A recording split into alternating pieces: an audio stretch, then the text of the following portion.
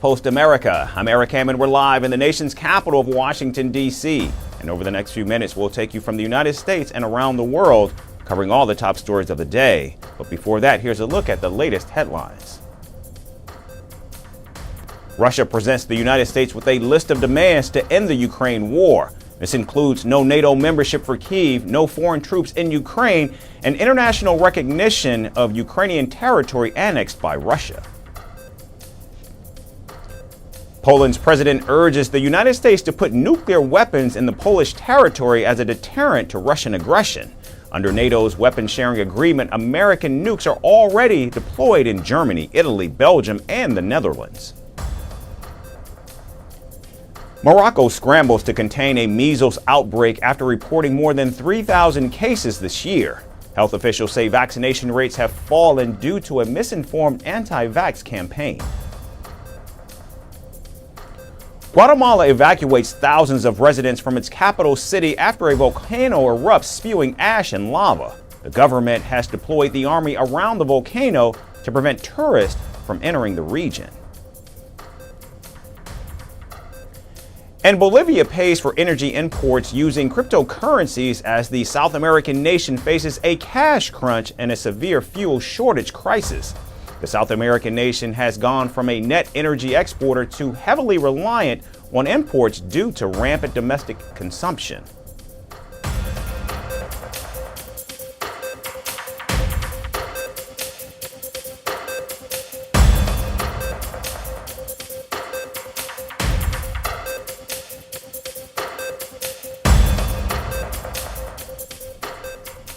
We began in the United States, where President Donald Trump's 25% tariffs on steel and aluminum imports are now in effect. This is the latest salvo in President Trump's escalatory tariff plan aimed at correcting trade imbalances between the United States and its biggest trading partners. Now, the biggest impact on these tariffs will be on none other than America's closest ally, Canada. The United States imports at least 23% of its steel from its northern neighbor, followed by Brazil and Mexico. However, almost 58% of aluminum is imported from Canada, with the rest from China and the UAE. And with the tariffs now in place, the cost will be transferred to American consumers, who will pay more for the products that have steel and aluminum in them. The European Union treats us very badly. They have for years. I saw that. I had it out with them in my first term. It did well, but we had to solve other problems, and we did. But European Union's been very tough, and it's our turn too. You know, we get a turn at that also. And as you know, we're going to be doing reciprocal tariffs. So whatever they charge us, we're charging them. Nobody can complain about that. Whatever it is, it doesn't even matter what it is. If they charge us 25 or 20% or 10% or 2% or 200%, then that's what we're charging them. Now, in response, Canada, Mexico, the European Union, the United Kingdom, and China have all announced reciprocal tariffs. Ottawa has also announced retaliatory action on more than $20 billion worth of American-made goods, including computers, sporting equipment, and cast iron products. Meanwhile, the European Union's countermeasures on American-made boats, bourbon, and motorcycles amounts to more than $28 billion. Canada is not the one driving up the cost of your groceries or of your gasoline, or any of your construction. Canada is not the one putting your jobs at risk. Canada is not the one that is ultimately starting this war. President Trump's tariffs against you are causing that. And there are no winners in a trade war. As of this morning, the United States is applying a 25% tariff on imports of steel and aluminum. We deeply regret this measure. Tariffs are taxes. They are bad for business and worse for consumers. They are disrupting supply chains. They bring uncertainty for the economy. Jobs are at stake, prices up. Nobody needs that on both sides, neither in the European Union nor in the United States. And now with the president tariffs in full swing, here's how it will impact the American economy. At least 100,000 jobs in the steel and aluminum industry are now at risk as companies consider layoffs to manage rising costs. Goods that are heavily dependent on aluminum and steel, such as cars, home appliances, medical devices, and construction material, are going to become more expensive for Americans. And the steel and aluminum tariffs mark the first escalation in a global trade war in President Trump's second term, as nations prepare to hit back at Washington with reciprocal measures. The Oval Office is no stranger to distractions, but few could have predicted that a pair of shamrock-patterned socks would steal the show. In the middle of a serious discussion on inflation, President Trump found himself fixated not on the economy, not on policy, but on Vice President JD Vance's festive socks. Laughter echoed as Trump marveled at the unexpected fashion statement, derailing the conversation in the most unexpected way. Was it a lighthearted moment or a telling glimpse into the president's attention span? Our next report dives in. U.S. President Donald Trump is not easily distracted. But yesterday, something unexpected pulled his focus away. Mid-sentence, while discussing inflation, he suddenly stopped. His eyes locked onto Vice President JD Vance's feet. The culprit, shamrock-patterned socks. By the way, I have to speak of inflation. I love these socks. What's with these socks? It's in honor of the T-shirts. I'm trying to stay focused, but I'm very impressed with the VP's socks. Laughter rippled through the room. And Irish Prime Minister Michael Martin, seated nearby, chuckled. With the VP's socks. Vance grinned, knowing his moment had come and his festive footwear had stolen the show. Earlier, Vance had welcomed Irish Prime Minister Martin for a St. Patrick's Day breakfast. With a knowing smile, he introduced his wife Usha Vance to the Prime Minister, and the Vice President then took the opportunity to highlight how his wife was also donning something green to mark the cultural holiday. And let me just say before I introduce the Taoiseach that, you know, one of the things that we try to do with this breakfast is just remind people of the important bonds of friendship between the United States and Ireland. And, you know, I think it's a great opportunity to do that. It's also a really great opportunity for Usha to wear her pair of green pants. She's had these in the closet for years and finally gets to break them out. By the afternoon, the Irish leader was back at the White House. He carried a ceremonial bowl of shamrocks for Trump. The annual tradition was a symbol of friendship between the two nations. The leaders then attended a luncheon at the Capitol where trade took center stage. Vance, still basking in the sock moment, then posted the clip on X, writing, "I knew he'd comment on these socks," adding a laughing emoji. Trump, however, soon turned serious. The light-hearted moment gave way to sharp words on trade. He accused Ireland of benefiting unfairly from U.S. policies. I have great respect for Ireland and what they did, and they should have done just what they did. But the United States shouldn't have let it happen. We had stupid leaders. We had leaders that didn't have a clue. Defending his nation, Martin pushed back, calling the relationship a two-way street. He pointed out that Irish companies create thousands of American jobs. He made sure the debate was firm but diplomatic. What I would say, President, if I could 1 second, just make the point. It's a two-way street too, and we are investing a lot more in America now. And people may not realise, but Ryanair, one of our biggest airlines, for example, AirCap, they buy more. The two of them together buy more Boeing airplanes than anybody else outside of America.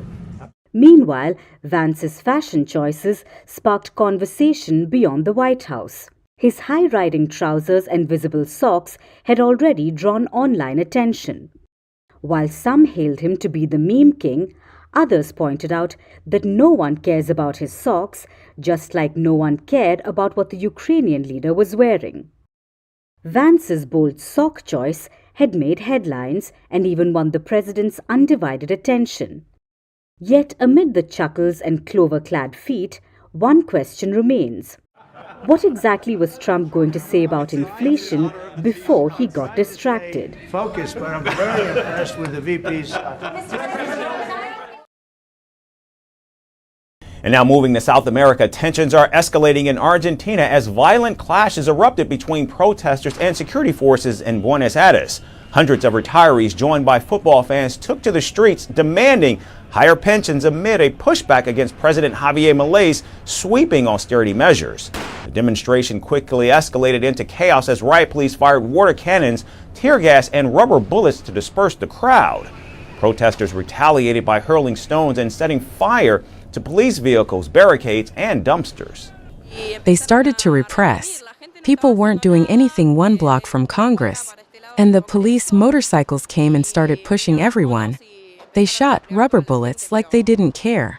I don't know if it was at the legs in all directions. So it was an extreme repression. The tear gas with the wind, it was truly terrible. Now, local reports indicate that at least 20 people were hospitalized while authorities arrested over 150 individuals. These protests came against President Milei's administration, which has been implementing aggressive budget cuts to curb government overspending. The administration has already slashed funds for public transportation, energy subsidies, and pension benefits. We must make fiscal balance mandatory for any state budget, whether national or subnational, but fiscal balance is not enough. It is necessary to accompany it with a severe reduction in public spending to return to society what the state today confiscates via taxes. And additionally, the government has also discontinued a program that provided free medication for pensioners, further exacerbating public outrage.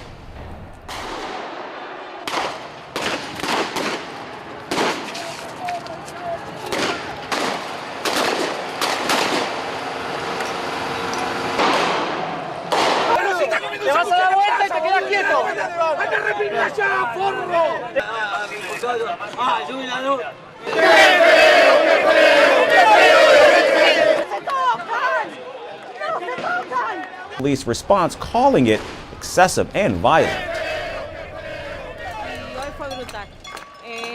Today it was brutal. A photographer is in intensive care. I saw an elderly woman being beaten and falling to the ground. And last Wednesday at the pensioners' protests, I saw many aggressions, people who convulsed and fainted. So what are they seeking? That someone dies. What is going to happen? Really, as a society, it is a disgrace. Now, despite government assurances that pensioners are receiving higher benefits, inflation and skyrocketing living costs have left many residents struggling to afford basic necessities. And the unrest signals a deepening crisis for the Milei administration, which faces growing discontent from the people. With protests intensifying and pensioners refusing to back down, the question remains, how far is the government willing to go to maintain control? And staying in South America, Venezuelan leader Nicolas Maduro is rolling out the red carpet to entice foreign oil companies. As U.S. oil giant Chevron prepares to end its operations, Caracas is looking at possibly Chinese or Russian firms to keep its economy afloat. Chevron's withdrawal comes after President Donald Trump revoked a license allowing the oil giant to sell Venezuelan crude. Now, Chevron single-handedly produces 24% of oil in Venezuela, making it the largest crude extraction operation in the country. With President Trump signaling maximum pressure on Maduro, Chevron's exit has left Caracas in a bind as it fears a severe economic collapse. The U.S. government sanctioned an American company, trying to harm the Venezuelan economy. They are hurting themselves because we will continue to produce, recover, and grow, and nothing and no one will stop us. You saw what happened yesterday. There was a definitive sanction against the U.S. oil company Chevron. Who asked for that? Venezuelan extremists that have been defeated and failed. A decaying opposition without a nation. Maria Corina Machado made a video congratulating and celebrating this action from the United States. Now, apart from Chevron, several other foreign companies also operate in Venezuela. In fact, oil giants from Spain, Italy, France, Colombia, Brazil, and India have ventures with Venezuelan state-owned company and play a vital role in boosting the economy. However, these nations are also allies with the United States and are now reconsidering their operations in Venezuela. European oil giants say they are willing to end operations along with Chevron, which could be a major blow to Caracas. And now Maduro is accusing the United States of provoking other nations to end their oil operations in Venezuela. Marco Rubio thinks he is damaging Venezuela, and Marco Rubio is enemy of the United States. Just imagine a Secretary of State that is enemy of his own country, that wants to damage the United States. That's the impact this measure will have. They think it will damage Venezuela, and they don't know we are an invincible, indestructible people, destined for happiness and development. America's allies are also reconsidering their engagements in Venezuela, fearing sanctions from the Trump administration. And as ties turn sour between Washington and Caracas, it looks like President Trump is making sure that Maduro is left isolated and shunned by the global community. And finally, today we look at Gen Z's hard pass on hangovers. The younger generation is rewriting the rules of nightlife, swapping bar crawls for high-energy spin classes. With a third of young adults in the UK ditching alcohol entirely, gyms are now becoming the new social hubs. And the fitness generation is forcing alcohol giants to rethink their game. From kombucha to alcohol-free beer, the rise of mindful drinking is reshaping the alcohol industry. Our final report takes you inside. Friday night drinks, that's so millennial. For Gen Z, the only shots they are taking are post-workout protein shakes, and the only thing they're chugging is electrolyte-infused water.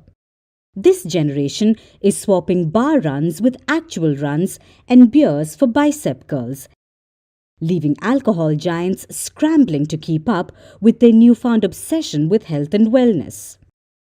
Gen Z, those currently aged 13 to 28, are ditching the traditional Friday night pub scene in favor of, well, feeling great the next morning. Instead of nursing a hangover, they're waking up at dawn for a CrossFit class, yoga or 10K run. And they're not doing it alone. According to a British study by the Gym Group, 35% of 18 to 24-year-olds view exercise as a way to socialize. Turns out the new drinks after work is actually squats before brunch.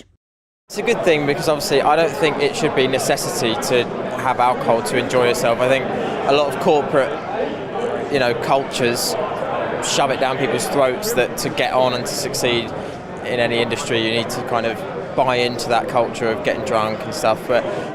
And the numbers don't lie. Research by Mintel found that around a third of 18 to 24-year-olds in the UK don't drink alcohol.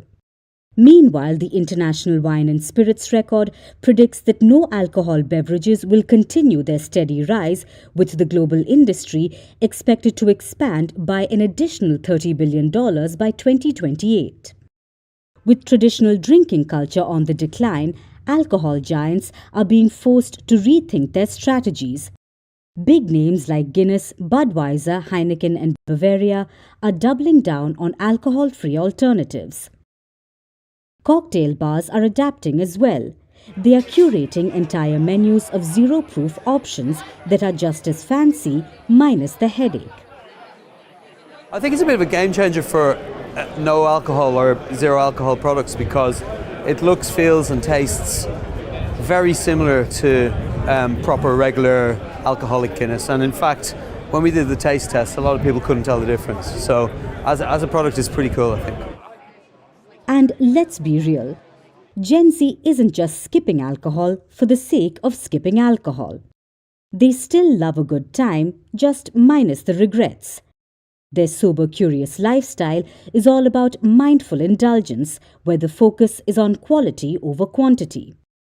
That means swapping vodka shots for turmeric ginger mocktails and trading pub crawls for late-night dance workouts fueled by functional beverages. And it's not just the gym.